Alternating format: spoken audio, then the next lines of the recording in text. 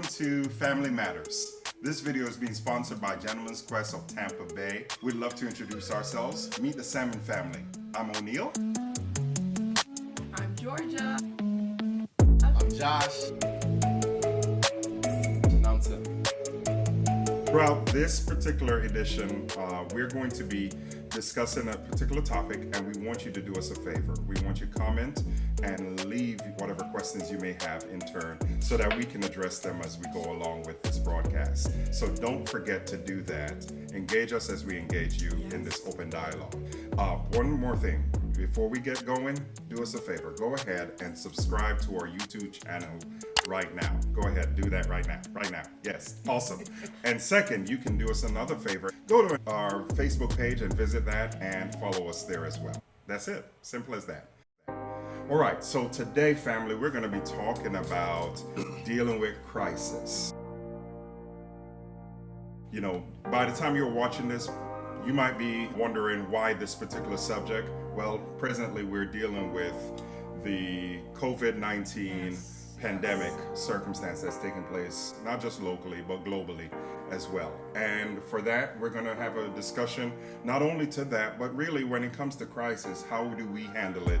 Data for our family in turn. And so we want to have a casual conversation about our perspective on how to go about it, hopefully making some pointers that families can use as a chart for their own resolution or navigation through what they're dealing with. Again, dealing with crisis as a family. I guess I want to ask you guys how you've been dealing with it at present. What's been your reactions? And I know it's been some time that it's been going on, but kind of fill us in how you've been dealing with it.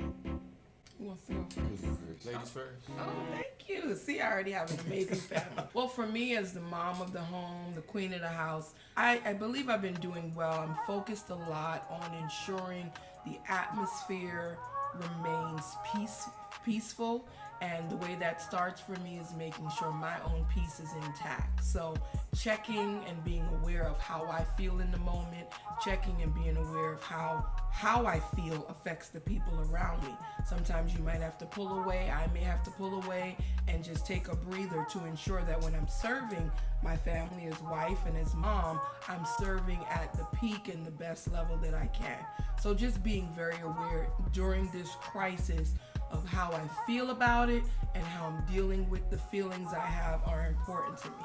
Sometimes you gotta take a time out, even as a mom. As a senior in high school this year, it's definitely been a time of adjustment for me. Yeah. I think, of course, as many know, for my class, it's been a lot for us to have our things canceled, such as prom, grad bash, and graduations are being adjusted. So we're still, hoping for the best. But I think really it's just been a moment of one, embracing the emotions that I feel concerning it and not trying to push it to the side. And then along with that, also recognizing that as much as I'm losing so much, other people are still going through things. So not trying to really overvalue things when there are people losing their lives, you know what I'm saying? So That's good. No, that's good. I think one of the things that I realize in turn is that, we're sharing common reactions, I almost want to relate it to the stages of grief, where you feel like you're in a place of denial, like this can't be happening. And then you finally find yourself at a place of acceptance, like really, this is actually happening. And, all the emotions that go on in between. So, the reality in turn, I think parents need to know is that while there may be variances in reactions to crisis, there are a lot of similarities as well. Even in a matter of how we deal with everyday life. All right, so let's move on to maybe the next question or the next statement. How are you dealing with your own fears? Your fears, your worries. What do you find yourself doing? I'll start. Partially just keeping myself active at home, doing certain things to get my head off of or the subject, staying close to my family, connecting with my friends even though I can't see them every day. As an athlete in school, I try to work out and play basketball often because that's what just keeps me connected to the world in a sense. So That's good. I mean, I think parents need to know that there will be some heightened anxieties, at different stages. It's not necessarily an everyday thing, but we've got to be ready to deal with that. Sometimes it may be a worry that's irrational at best, but nevertheless, it's still an emotion that person is feeling. And I think one of the things that I have had to remind myself as a father is I can't fix every feeling and every emotion and maybe what is, lending to that person feeling that way. Sometimes I just have to accept in turn that's just the feeling, and it might be temporary as well. So good point, Tim. Good point. Of course, for us with our kids, we've got to make sure you guys feel safe. Yes. And there's a sense of safety. I think, quite naturally, there is what's being implied and even suggested by the government at best Yes. on how to deal with the present circumstances as they may be. But what are some of the things you would love to share, without, I guess, getting into the finer details, but some things that one would want to consider when it comes to safety? So, going back to what you mentioned about fears, we all have different fears. So when you talk about safety, each person's ability to feel safe might be different. So I remember my kids growing up, and they're older now, but some have a safety blanket, some have that teddy bear, some have that space in the house that just makes them feel comforted. A lot of times when we think of safety, we think of the burglar coming through the door, but that burglar can come through their minds. That's true. That burglar can come through the TV and media. So checking and being responsible for what we let in our homes and how it settles on our family is a part of that safety. Do alarms go off to say to us, hey, maybe we shouldn't be watching that right now? Or do alarms go off to say, hey, maybe we shouldn't be trying to process that in the moment, because at the moment we don't feel safe about what we see. So, creating those safety environments. And again, I think for me as a mom, I'll say that again, I feel like it's important that I realize each person in the family deals with their fear or the need to be safe different. Where Timothy may love my hugs, for Joshua, his sense of safety with me might be playing music and just dancing with him. So you got to know each other's, pinpoints differently. I think one of the things I heard you say, there, and it was just brief, but you nevertheless pointed to it, the news. Yeah. We consider that the news is constantly on 24/7 nowadays. Several channels Yes. speaking to right now the same thing. And, I think we need to be informed, but we need not allow ourselves to become overwhelmed. And there's a fine line between, being in that place where now you're given to your emotions simply because more often the news speaks to what we should be concerned about, but then it has the ability to create fear likewise within us. So I'd say as parents, we realize that we've got to limit the exposure our children have even to some of that news. Absolutely. In turn. And boys, you might be able to share this with, again, your age group.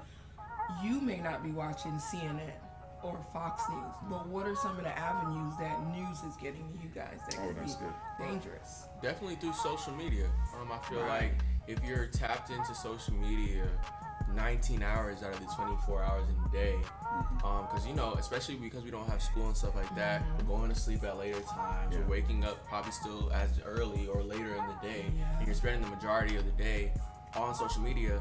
You're allowing every opinion, some stuff that's not even facts, into your mind, and it can mess with your mental health. So it's really important to just monitor how much time you spend on the different social media platforms, whether it's Snapchat, Twitter, or TikTok, anything like that, because even the stuff that is made to be fun can be, diluted by things that aren't. So just being careful about what you bring into your own atmosphere. Yeah. I think it's important I say this. While we're talking about COVID-19 and the pandemic and what we're facing globally, I think some of these principles can very well be applied to really everyday circumstances. Absolutely. Because whatever has your attention has the ability to, influence your mind, the way you think. So as parents, I know we have to be ever mindful as to what we expose ourselves to and what we allow you all to be exposed to as well. Agree. So that's a good agree. point. And I think if they're really looking through or seeing through how we're interacting right now, they can see that we've had some discussion on this matter before. Now, I'm highlighting that because I think it's important that I suggest the need to listen and the importance of listening. For you guys, how important is it that we as parents listen to you now that we're all going through this together? I kind of say it's important because there's certain things that since we're home or we're stuck here in a sense, there's things that we may want because we haven't had in a while. So just them kind of making the experience here at home kind of helps me. I definitely say it helps Josh as well because we, even though we're active in our daily lives, if I say, hey guys, can you guys just play a game with me? Because, you know, I'd be playing a game at school, or can you come outside, watch me play basketball? Because I don't have my seasonal games anymore currently. So I think them just listening to me and taking the time to hear out what I need and need to encourage myself and motivate me helps. Yeah, not just that too, but also with doing school still on e-learning and stuff like that. I think it's very important that your parents are listening to the struggles that you face, adapting to the new platforms that we're using to get our education, the new platforms that we're using to learn day to day. You're setting up new routines for yourself. It's not being in the classroom, 8 hours a day anymore with different teachers, but now it's being at home all day. And honestly, that for some people, that's not the best way for them to learn. I know for me personally, learning online isn't the best way for me to learn. So having my parents' support and having their open ears to hear exactly what I'm dealing with, that way that they can support me to the best. It's also about being open because no one can listen if you're not being open with how you feel. That's good. That is so good. I'd love to add to that. As parents, we have a responsibility that when we are listening to our children speak, do it actively. Make sure you're not listening to try to correct or minimize or even devalue what they're saying, but listen actively to hear their heart. How they feel is valid, whether we agree with it or not, whether we feel like it's important or not, it is valid. And so there's a need to make sure our children recognize that we value how they feel and adjust to what they may need in dealing with that feeling. I may be cooking dinner and Timothy wants me to watch him play a game, okay? Do I value that watching him play and supporting him is more important than what I'm doing at the moment? Is it possible that you can pause in your normal process to fit into theirs? What are some key emotions that you have identified perhaps in your own family, in your own children, or perhaps you as a parent, you're identifying within yourself? We'd love to hear from you, so do us a favor, leave that comment right now in the chat section or the comment section of our broadcast. We'd love to hear from you and perhaps even share in that experience with you as well, so that you're not alone. All right, there's one last thing I want to suggest we talk about, and that is distractions. Now, for every one of us, that's different because we're of different ages. Joshua 18, Timothy 15. We'll leave it there. All right. But of course, I think the point that I want to make is distractions, but remembering to play. I think it's important that we have healthy distractions right now. What are some things you're doing right now to distract you from what's happening? Because quite naturally, it's our everyday, conversation right now. Yeah. Well, I think definitely, and I know I stated earlier, monitoring how much time you spend on social media.